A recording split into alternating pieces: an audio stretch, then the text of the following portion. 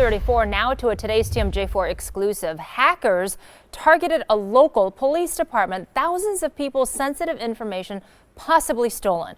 One of the potential victims includes a police officer. Julia Fellow explains how the department of just 8 fell vulnerable to the attack.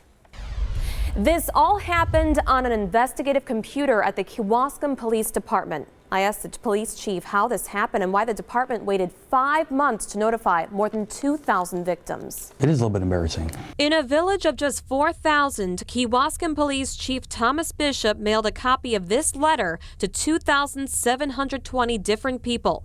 It warns of a computer breach inside of their small police station. Personal information, including your date of birth, driver's license, and your social security number, may have been stolen.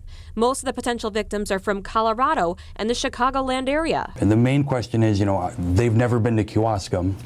How is their information in our database? And that's where the confusion seems to be. This all came to light in August when Chief Bishop opened an outrageous bill from a database they subscribe to for investigations. We contract services with a company called LexisNexis. If we need to locate people, addresses, phone numbers, it contains personal identifying information. So it has their social security number, their date of birth? It can. Agents with the Department of Justice found the exact computer hacked into was the station's room for investigators. Did somebody in the department click on an email or something that made that computer vulnerable?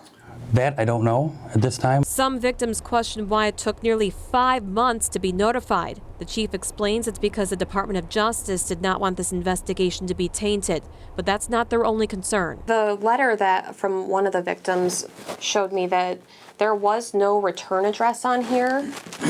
Why didn't you guys put a return address on there? Because what if it didn't get to the victim? We wish I had a return address because a lot of these letters are probably not going to go to anybody. The village has envelopes with return address, but we don't have enough in stock at one time. I literally went to the office stores in the area and took all of their envelopes that we could, and we had to make it work. Chief Bishop says they also sent letters to each of the 3 major credit agencies to make sure they're aware of this breach for all possible victims. They've also beefed up the station's internet security. Julia Fellow, today's TMJ4.